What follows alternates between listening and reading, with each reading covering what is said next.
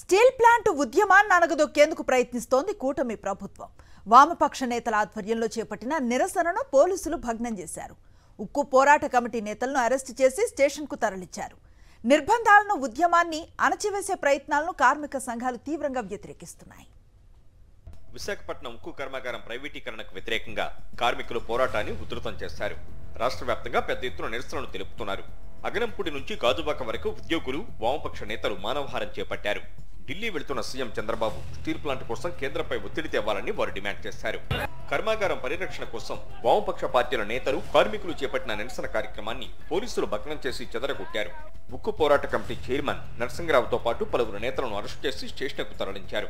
ఉద్యమాన్ని నిర్బంధించే యత్నం చేస్తున్న కేంద్ర, రాష్ట్ర ప్రభుత్వాలపై కార్మిక నేతలు ఆగ్రహం వ్యక్తం చేశారు. మానవహారానికి వ్యతిరేకంగా ఉద్యమాన్ని నిచ్ఛన్నం చేయాలని పోలీసు అరెస్ట్ చేయడం జరిగింది. రాబోయే కాలంలో కేంద్ర, రాష్ట్ర ప్రభుత్వాలు నిర్బంధాన్ని, పోలీసును ఉపయోగించి ఉద్యమాన్ని అణచాలని ప్రయత్నం చేస్తున్నారు. ఇది చేస్తే దీని పర్యవసానాలు చాలా తీవ్రంగా ఉంటాయి. నిర్బంధంతో ఈ ఉద్యమం ఆగదు, మరింత ముందుకెళ్తుందని కేంద్ర, రాష్ట్ర ప్రభుత్వాలను హెచ్చరిస్తుంది. స్టీల్ ప్లాంట్ పరిరక్షణ కోసం ఉద్యమిస్తున్న వామపక్ష పార్టీ నేతలు డిప్యూటీ సీఎం పవన్ కళ్యాణ్ కు సవాల్ విసిరారు. లడ్డూ కోసం 11 రోజులు దీక్ష చేసిన పవన్ స్టీల్ ప్లాంట్ కోసం 11 గంటలు దీక్ష చేయాలని డిమాండ్ చేశారు. ఉప ముఖ్యమంత్రి పవన్ కళ్యాణ్ గారు ఇక్కడ ప్రజలు మీకు చాలా పెద్ద తీర్పునిచ్చారు అనుకూలంగా. దాని కృతజ్ఞతగానైనా సరే మీరు మొన్న లడ్డు కోసం 11 రోజులు దీక్ష చేశారు, మంచిదే.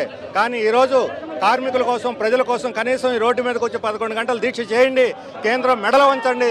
మోడీ దగ్గర మీకున్న పొలుగుబడిని ఉపయోగించి దీన్ని కాపాడండి అని కోరుతున్నాం. అట్లా కాపాడకపోతే మీరు ప్రజల ముందు దోషులుగా నిలబడతారని కూడా మేము హెచ్చరిక చేస్తాం.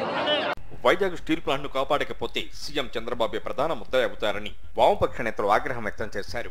కార్మికులు చేస్తున్న పోరాటానికి టీడీపీ, జనసేన పార్టీలు మద్దతు ఇవ్వకపోతే రాష్ట్రంలో మరో ఉక్కు ఉద్యమం మొదలవుతుందని హెచ్చరించారు.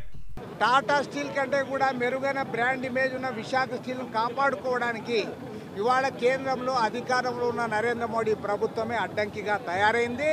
వాళ్ళు దీన్ని ప్రైవేటైజ్ చేయాలనుకుంటా ఉన్నారు. నడుపుతున్న పోరాటానికి ఈ రాష్ట్రంలో ఉన్న తెలుగుదేశం, జనసేన, వైఎస్ఆర్ కాంగ్రెస్ పార్టీలు కూడా పూర్తిగా మద్దతు ప్రకటించాలి.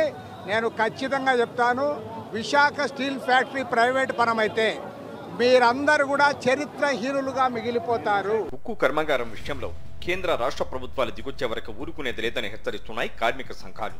రానున్న రోజుల్లో ఉద్యమాన్ని మరింత తీవ్రతరం చేస్తామని చెబుతున్నారు వారు.